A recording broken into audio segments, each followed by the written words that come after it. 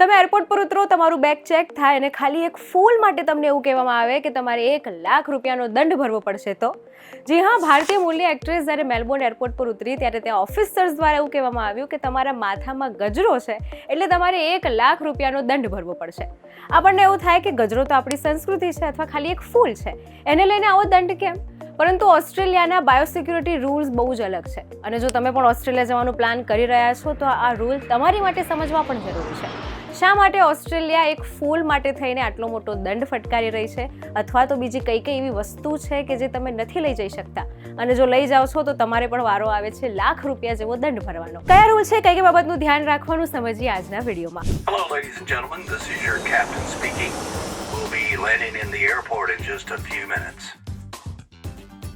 Hi, this is Janvi. વે ટુ વિદેશના આજના વિડીયોમાં જાણીશું કે ઓસ્ટ્રેલિયાના બાયોસિક્યુરિટી રૂલ કયા છે કે જેને થઈને ભારતીય એક્ટ્રેસને 1 લાખ રૂપિયા ભરવા પડ્યા. આખી સ્ટોરી શું હતી, ચાલો જાણીએ. એક્ટ્રેસ નવ્યા નાયર તાજેતરમાં ઓસ્ટ્રેલિયા ગઈ હતી એક ઓનમ સેલિબ્રેશન માટે, પણ એરપોર્ટ પર પહોંચતા જ એક એવી ઘટના બની કે જેને કોઈએ પણ કલ્પના નથી કરી.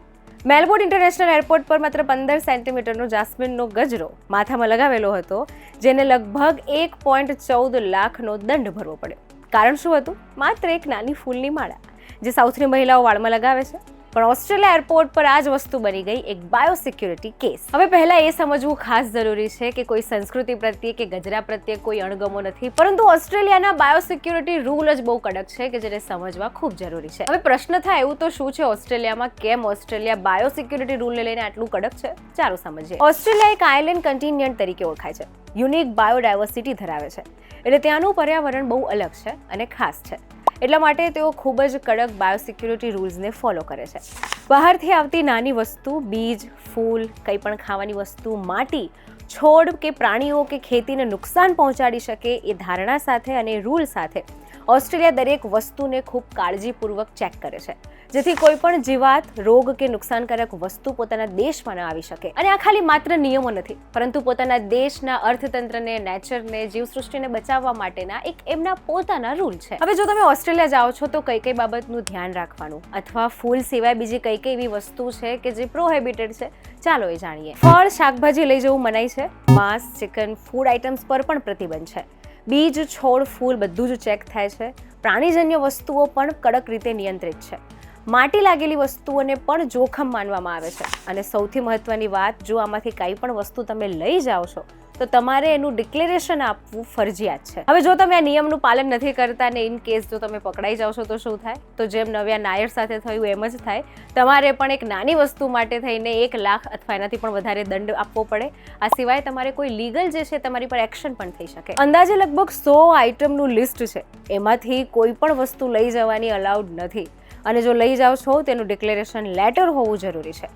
આ સિવાય ડોમેસ્ટિક અને ઇન્ટરનેશનલ ફ્લાઇટ્સના રૂલ અલગ છે. લિક્વિડ એરોસોલ પાવડર પણ અલાઉડ નથી. આખું લિસ્ટ તમે આ લિંક જે છે તેના પર જઈને જોઈ શકો છો કે કઈ કઈ વસ્તુ અલાઉડ છે ને કઈ વસ્તુ અલાઉડ નથી. હવે હજી ડિટેલમાં સમજીએ કે શા માટે ઓસ્ટ્રેલિયા આટલા સ્ટ્રિક્ટ રૂલ જે છે તે પોતાના નેચરને કન્ઝર્વ કરવા માટે પાલન કરે છે. ઓસ્ટ્રેલિયા પોતાના એન્વાયરમેન્ટને ખૂબ જ સુરક્ષિત રાખે છે, સેફ રાખે છે. એટલા માટે તમને એક ઇનકમિંગ પેસેન્જર કાર્ડ ભરવું પડે છે.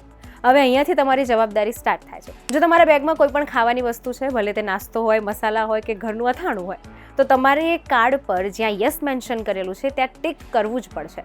જો તમે માંસ, માછલી, મધ કે ડેરી પ્રોડક્ટ લાવ્યા છો તો તેવામાં પણ તમારે યસ પર ટિક કરવું પડશે. આ સિવાય બીજ, છોડ, ફૂલ, ફળ, શાકભાજી હોય તેવામાં પણ તમારે ટિક કરવું પડશે. અહીં એ નોંધવું ખાસ જરૂરી છે કે તમે કોઈ કેમ્પિંગ સાધનો લઈ જાઓ છો, લાકડા લઈ જાઓ છો કે પછી શૂઝ જે છે તે લઈ જાઓ છો, તેમાં બિલકુલ માટી ના હોવી જોઈએ. કારણ કે માટી હશે તો એ વખતે પણ તમારે આ વસ્તુનો જવાબ આપવા માટે રેડી રહેવું પડશે. એટલે જ્યારે પણ તમે ચપ્પલ, શૂઝ કે આવી કોઈ પણ ટ્રેકિંગની વસ્તુ લઈ જાઓ છો તેને પ્રોપર સાફ કરીને લઈ જાઓ. એટલે ઇન શોર્ટ એક નિયમ હંમેશા યાદ રાખો, જો તમને વસ્તુ વિશે ખ્યાલ ના હોય તો એટલીસ્ટ એના ડાઉટને ફોલો કરવા માટે તમે યસ પર ટિક કરી દો. તો પછી શું થાય? તો જ્યારે તમે ચેકિંગ કરવા જાઓ તો ઓફિસર તમને પૂછે કે શું લાવ્યા છો, તો જો વસ્તુઓ સિક્યોર હશે તો તમે તેને રાખી શકશો અને નહીં તો ત્યાં જ કાઉન્ટર પર એ લોકો લઈ લેશે. હવે જો તમને લાગે કે કોઈ વસ્તુ તમારે જાહેરાત નથી કરવી, ચેકપોઇન્ટ પહેલા જ તમારે વસ્તુને બિનમાં ફેંકી દેવી છે, તો એ માટે પણ ત્યાં ચેકિંગ કાઉન્ટર પહેલા એમ્નેસ્ટી બિન હોય છે, જ્યાં તમે એ વસ્તુઓ ફેંકી શકો છો. એમ્નેસ્ટી બિન શું છે? તો એક સુરક્ષિત અનામી કન્ટેનર છે કે જે વ્યક્તિઓને તાત્કાલિક કાનૂની દંડ અથવા પૂછપરછનો સામનો કર્યા વગર જ જે પ્રતિબંધિત અથવા ગેરકાયદેસર વસ્તુ છે, જેમ કે કોઈ શસ્ત્ર છે, વેપન છે, દવાઓ છે, એ બધી જ વસ્તુઓ તમે ત્યાં મૂકી શકો છો, જેનો હેતુ જાહેર સ્થળ પર સલામતી વધારવા માટેનો છે. માટે એવી કોઈ વસ્તુ તમારી પાસે જો હોય તો તમે ત્યાં બિનમાં ફેંકી શકો છો. અને આ સિવાય પણ જો તમે ભારતમાંથી, ઇન્ડિયામાંથી દવાઓ લઈ જાઓ છો તો તમામ મેડિસિન્સનું પ્રિસ્ક્રિપ્શન તમારી પાસે હોવું જરૂરી છે અને એનું પ્રોપર પેકેજિંગ હોવું પણ જરૂરી છે. કારણ કે એમ જ એ પણ જો છૂટી છવાઈ હશે, એ બી વિધાઉટ પ્રિસ્ક્રિપ્શનવાળી, તો એ પણ ત્યાં કાઉન્ટર પર ફેંકી દેવામાં આવશે. હવે પ્રશ્ન થાય આ બધું શા માટે, અને આ સાથે એ પ્રશ્ન પણ થાય કે જો આ બધું ના કરીએ તો શું થાય? તો ચાલો સમજીએ. ઓસ્ટ્રેલિયા તેના નેચર અને એનિમલ્સને સુરક્ષિત રાખવા માટે કોઈ પણ જોખમ લેતું નથી. વધારે સ્ટ્રિક્ટ ભલે છે, પણ જે દેશ પોતાની જીવસૃષ્ટિ અને કુદરત માટે વિચારે છે એના વિશે સમજવું અને રૂલ્સને ફોલો કરવા પણ જરૂરી છે. હવે ના કરીએ તો શું થાય? વિઝા કોમ્પ્લિકેશન ઊભા થાય છે. તમારે $1000s જેટલું ફાઇન પે કરવું પડે છે. લીગલ કોન્સિક્વન્સીસના સામના કરવા પડે છે. એટલે જો તમે ઓસ્ટ્રેલિયા જવાનું પ્લાન કરી રહ્યા છો તો એકવાર વેબસાઇટ પર જઈને સમય કાઢીને તમામ 100 લિસ્ટનું આઇટમ જે છે તે જોઈ લેવી જરૂરી છે. બાકી એક પણ નાની વસ્તુ હશે અને તમને લાખ રૂપિયાનો દંડ આવશે.